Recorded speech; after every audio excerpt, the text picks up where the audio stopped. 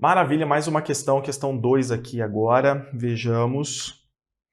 A educação inclusiva respalda, sim, valores constituídos de modo universal. Mesmo com tantos anos transcorridos, profissionais da educação ainda afirmam ser um desafio lidar com as dificuldades. Nesse contexto, analise as assertivas abaixo. Então, o primeiro ponto diz assim: para fazer a inclusão de verdade e garantir a aprendizagem de todos os alunos da escola regular, é preciso fortalecer a formação dos professores e criar uma boa rede de apoio entre alunos, docentes, gestores, escolares, famílias e profissionais de saúde.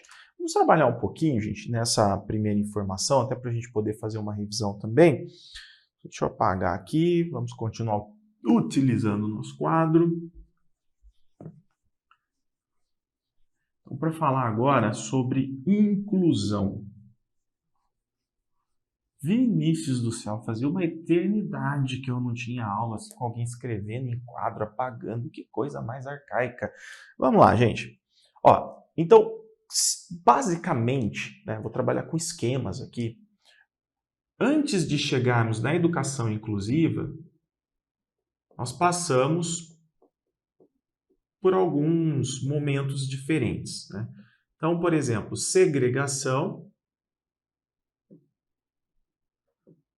Eu vou colocar 3 básicos aqui. Integração e inclusão. Beleza? Esse aqui, pessoal, eu vou colocar como sendo um processo de exclusão. Então, a segregação é marcada, vamos colocar aqui, pessoas, não vou falar só delas, mas pessoas com deficiência, retiradas da vida social. Então, não podiam fazer parte da escola, do trabalho, retiradas da vida social. Isso aqui é histórico, tá? Então, isso é evidenciado em processos de segregação. Então, é a criança, por exemplo, que não tem como participar da escola regular, vai para a escola especial, ou sequer está dentro da escola, não pode integrar a sociedade, não pode fazer parte, por exemplo, de instituições, do trabalho, etc. Segregados. Por quê? Existem vários motivos, né? Então, quais seriam os motivos? Para proteção dessas pessoas, então, para protegê-las, ou então por ineficiência delas. Elas não têm como aprender, não têm como contribuir, enfim, ineficiência.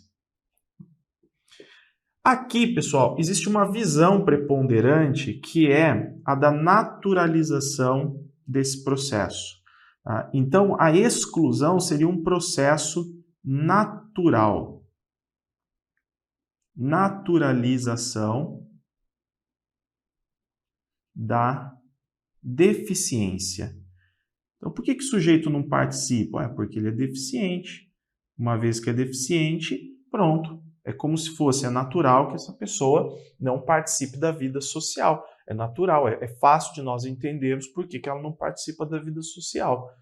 Por causa da sua deficiência. Tá. Então, passamos por muitos anos observando essa segregação na sociedade, nas instituições, etc.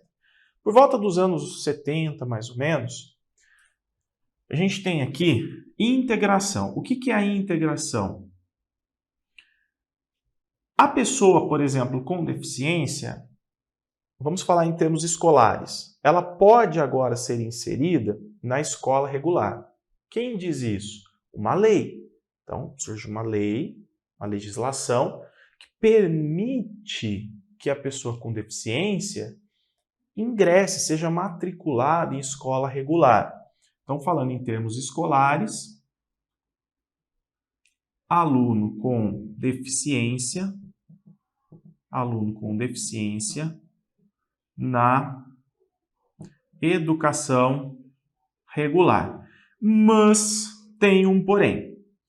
Aqui o porém é o seguinte: esse aluno, ele tem o direito de ser integrado na educação regular, Mas isso não quer dizer que a escola, por exemplo, seja responsável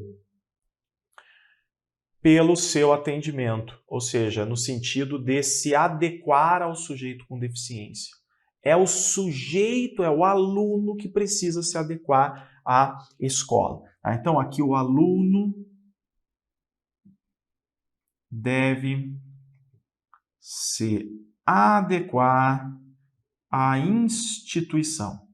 É como se ele tivesse recebido a permissão, o direito de participar da instituição escolar, desde que ofereça prontidão para isso, desde que ele desenvolva certas aptidões para isso, tá bom? Então, o aluno é que deve se adequar à instituição escolar. Ou seja, o que vai acontecer com esse aluno? Ele vai fracassar, porque a escola não está ali se organizando para atendê-lo. O ensino continua homogêneo, é igual para todo mundo.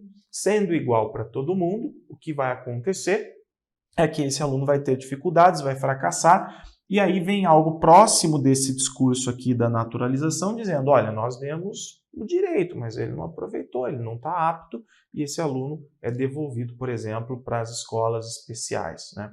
O que prevalece aqui, pessoal, é o princípio da igualdade, tá? O que prevalece aqui é o princípio da igualdade. Como assim, Vinícius? Ora, educação, escola igual para todos. Só que eu pergunto, o mesmo ensino que eu ofereço para um aluno sem deficiência basta para garantir o sucesso de um aluno com deficiência? Não. Então, esse princípio da igualdade, apesar dele ser importante em termos de direitos, todos temos direito, por exemplo, à educação, na prática educativa dentro da escola, só ele não basta. Então, começam a surgir o quê? As ideias de inclusão. E as ideias de inclusão, elas têm como base princípios, né? Princípios, valores universais, como, por exemplo, os direitos humanos. E o que nós queremos com a inclusão? A inclusão eu também quero o aluno, por exemplo, na escola regular, eu quero a pessoa com deficiência vivendo na sociedade, eu quero a pessoa com deficiência nas instituições de trabalho, trabalhando, tendo uma vida profissional, etc. Mas nós temos que entender que a sociedade, a escola, a instituição de trabalho, a empresa precisa oferecer condições a essa pessoa com deficiência. Falando em termos escolares, então a inclusão aqui seria o quê? O aluno com deficiência na educação regular, mais uma vez. Então, aluno deficiente na educação regular. Maravilha. Mas agora a escola se adapta ao sujeito. E a escola se adapta ao sujeito oferecendo o quê? Todas as condições. Tá? Então, é a escola que precisa oferecer condições. Isso aqui, gente, incluir não decorre apenas de boa vontade, tá? Então, processos inclusivos, eles precisam, por exemplo, de formação de professor, integração comunitária, de uma série de coisas, mas não depende só de boa vontade. Nós precisamos levar em consideração a importância aqui dos marcos legais. A inclusão ocorre por quê? Porque surgem os marcos legais. Existe agora uma legislação, né? Marcos legais, ou seja, leis que vão garantir o direito da pessoa com deficiência a uma educação inclusiva. E o princípio agora que rege não é só o da igualdade, é o princípio da igualdade, todos têm direito à educação, por exemplo, mas só o princípio da igualdade não basta. Então aqui nós temos o princípio da igualdade, mas também o princípio muito importante da equidade. E o princípio da equidade vai garantir o que as pessoas com deficiência? Vai garantir que elas tenham oportunidades iguais.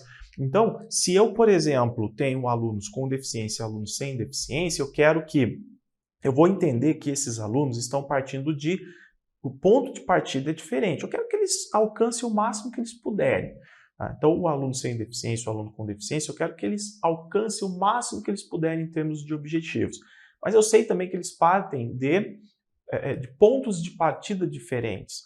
Então, eu preciso equalizar, eu preciso oferecer condições diferentes, eu preciso oferecer um suporte diferente aos alunos com deficiência para que eles possam também buscar os objetivos, para que eles possam aprender, realizar atividades. Então entra aí o princípio da equidade e não só da igualdade. Em outras palavras, o ensino praticado na escola vai ser igual para todos? Não, ele vai oferecer condições diferentes, suportes diferentes às pessoas com deficiência. E por esse caminho a gente começa já a incluir, a trabalhar a inclusão. Dá um exemplo, Vinícius. Então, marco legal, ele vai, por exemplo, garantir atendimento educacional especializado. Tá? Isso aqui aparece na Constituição Federal de 88, aparece na LDB, existe uma regulamentação federal do Decreto 7611 de 2011, mais DCEs, mais diretrizes. Tá? Que não são necessariamente curriculares, mas diretrizes existentes para o atendimento educacional especializado. E com isso, a escola vai assumir o quê? Responsabilidades, obrigações, bem como o Estado, para realmente tornar a educação inclusiva. Ok? Então, assim, aqui nós temos simplesmente um panorama, né? Panorama aí do que normalmente estudamos sobre esse assunto. Agora vejam aqui. Essa primeira está correta, Vinícius? Está correta. Por quê? No processo de inclusão, além do marco legal, eu tenho que pensar em formação de professores. Olha lá, tanto dos que atuam no atendimento educacional especializado, como dos professores que atuam nas classes comuns. E precisamos também criar uma rede de apoio. Então, alunos sem deficiência, eles podem realizar atividades e contribuir também. Aliás, essa contribuição é mútua, até porque nós não estamos falando apenas de desenvolvimento cognitivo, mas de socialização, de capacidade de conviver, de desenvolvimento de empatia, dentre outras coisas. Professores atuando conjuntamente, oferecendo suporte, coordenador e professores.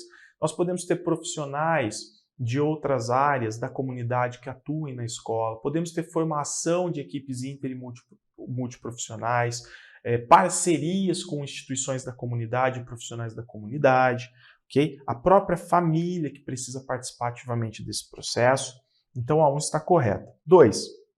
A educação inclusiva compreende a educação especial. Sim, nesse caso, pessoal, eu falei a princípio só da educação especial, do desenvolvimento da educação especial enquanto uma modalidade transversal que existe na educação básica, também no ensino superior, mas quando eu falo de incluir, é incluir todos, não precisa ser necessariamente a pessoa com deficiência, já falo mais disso. Então, a educação inclusiva compreende a educação especial dentro da escola regular. Então, essa educação especial que é modalidade, então ela deve ser devidamente organizada, modalidade, e transforma a escola em um espaço para todos. Ela favorece a diversidade. Quem favorece? A educação inclusiva. Tá? Então, a educação inclusiva é que transforma o espaço para todos, é ela que favorece a diversidade, na medida em que considera que todos os alunos podem ter necessidades especiais em algum momento de sua vida escolar. Opa, agora surgiu o termo necessidades especiais. Vejam, o aluno com deficiência, ele tem necessidades educacionais especiais? Tem. Agora eu vou dar outro exemplo. Um aluno que tem pais, que acabou de se divorciar e passa por um momento traumático, psicológico, está com dificuldade de se interessar pelas matérias, de aprender. Esse aluno que não é deficiente, ele está passando por um momento, ele está apresentando necessidades educacionais especiais? Está. Temporariamente, momentaneamente, e ele também precisa ser incluído. Então, eu também preciso ter os professores, a coordenação, enfim, a comunidade olhando para esse aluno e ajudando na sua inclusão, apesar de ele não ser um aluno com deficiência. Tá? Então, a educação inclusiva, ela vai, ela vai além da educação especial. 3. Então, essa aqui está correta também. 3. Há necessidades que interferem de maneira significativa no processo de aprendizagem e que exigem uma atitude educativa específica da escola, como, por exemplo, a utilização de recursos e apoio especializados para garantir a aprendizagem de todos os alunos. Sim, então há necessidades. Incluir é uma coisa que muitas vezes deve ser feito pontualmente. Tanto que, para incluir, a gente precisa considerar já no próprio projeto político-pedagógico quem são os nossos alunos, quais são as necessidades que eles apresentam, para que a escola possa se preparar para isso, para que a escola possa agir pontualmente em cada caso, para que a escola possa buscar recursos e apoios especializados. O que não pode acontecer é a escola falar assim, não, olha, esse aluno eu não posso aceitar porque eu não atendo essa especificidade dele. Eu não posso atender, então eu não atendo. Vinícius, mas isso acontece na prática. Acontece. Então, às vezes a gente percebe que o aluno, apesar de estar na escola regular de alguma forma, o que realmente está atendendo, né, de verdade é a escola especial, num outro turno, num contraturno. De repente, alguma situação que aconteça nesse sentido, né? Mas pela lei não pode, ou não poderia acontecer. A escola não pode negar, aceitar algum aluno em decorrência da sua necessidade especial. Tá? Bem, então as 3 aqui estão corretas. Cadê? 1, 2 e... 1, 2 e 3. Vamos lá, vamos para a terceira questão agora.